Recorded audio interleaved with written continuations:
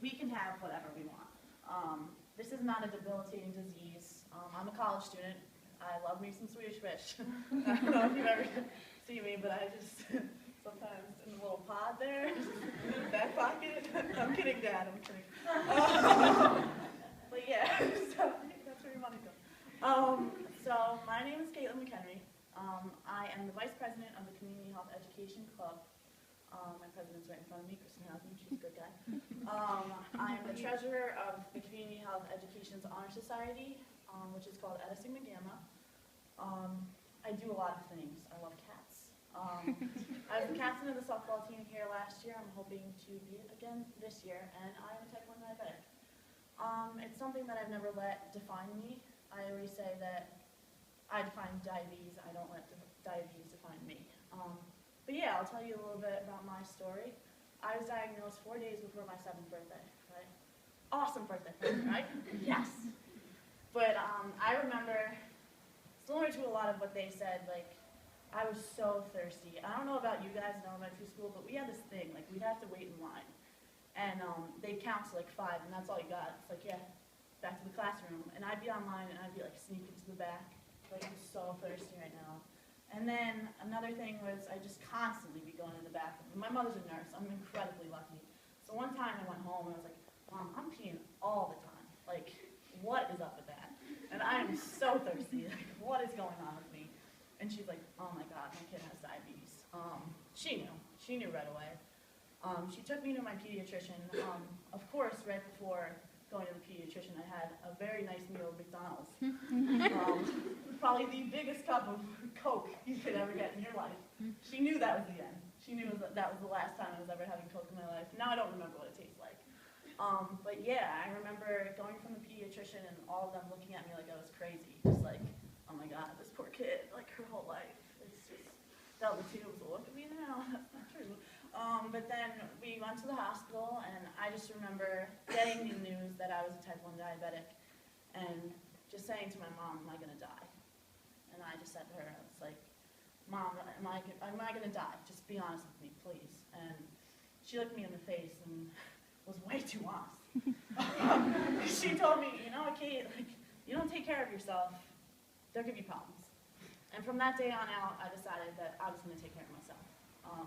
I'm so incredibly lucky for the parents that I have, the people that I have in my life, because I would not be able to take care of what I have the way that I have effectively without them. So going to that, now we've talked a lot about technology today. I don't trust it. Never really big up on like a lot of things, but so similar to like what a lot of people said, I started on needles. I was on needles for like year or two, and then I was put onto one of the first insulin pumps. Like she went over in the history before, insulin pumps were fairly new in the 2000s, so I was on one of the first insulin pumps. And like, I'm a crazy sleeper. Like, anyone who's ever like lived next to me, right, like hears me in the night, like, what's going on with this kid next door? And I toss and I turn, and similar, like the pumps now, like they're awesome. Like you have to go through, I know I keep it in my bra, LOL. But you have to go through many different screens. Like I have to press so many buttons to give myself insulin, and then I hear a little noise, and then I count carbs.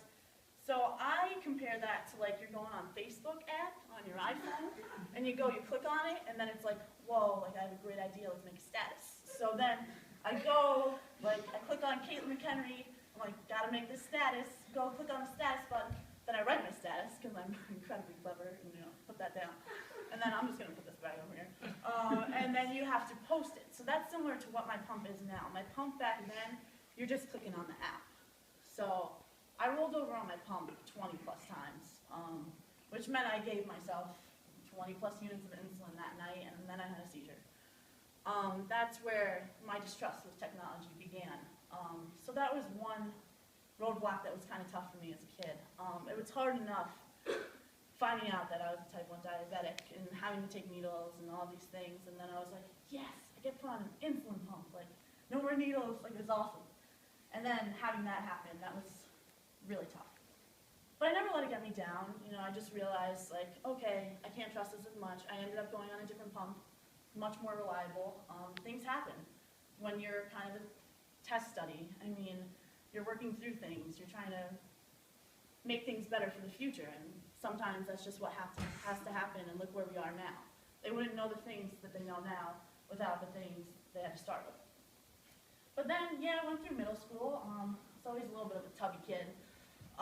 It's hard, you know, insulin, it makes you hungry.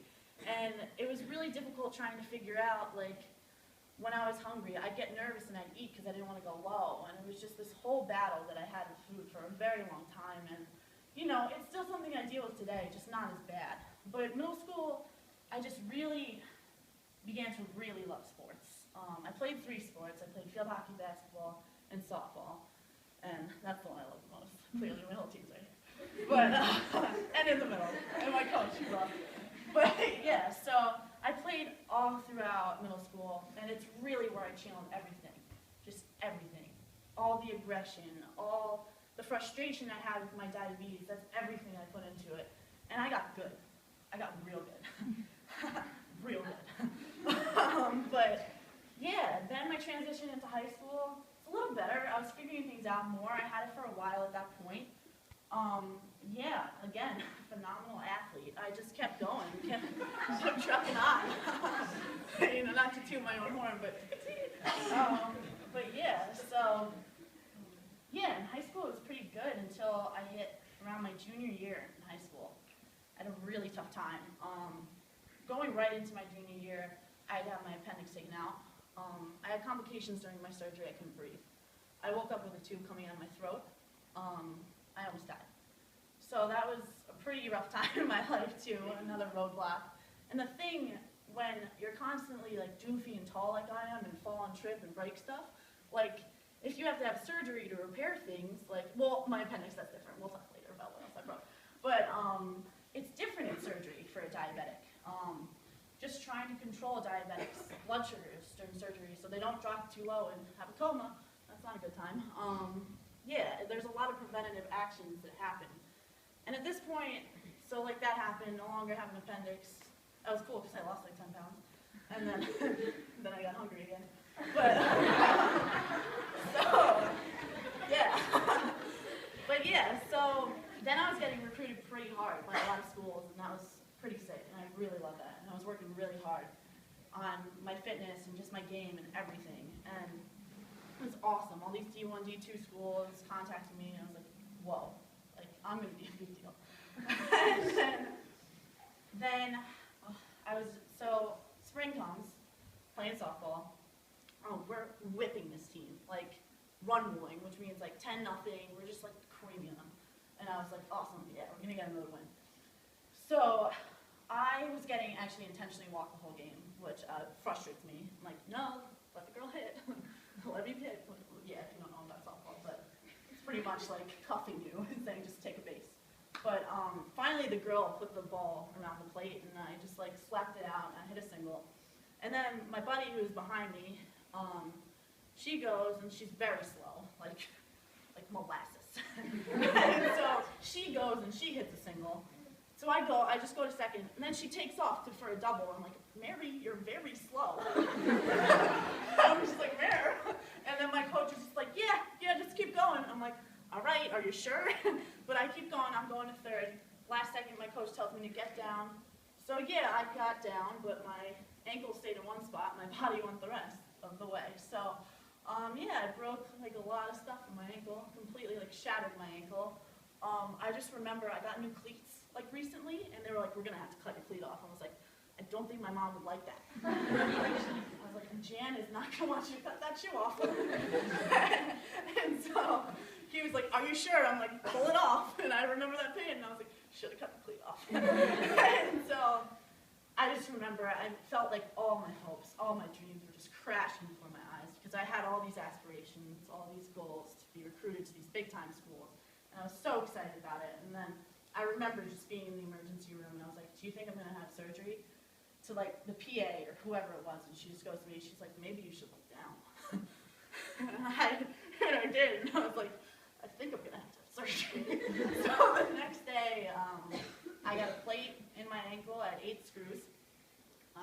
Yeah, so that was crazy. But then lucky. I rehabbed really hard. I got back, you know, somewhat. I still run very interestingly, according to my team. But yeah, no, I'm pretty much back to where I was my senior year. I rehabbed hard. I got myself out there.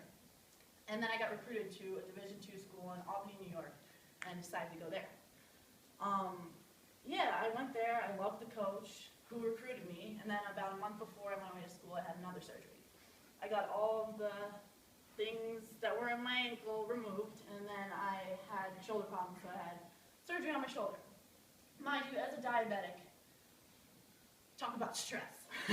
I mean, it's hard enough as a normal person, but my blood sugars at this time in my life were all over the place. Very stressful events that were happening. And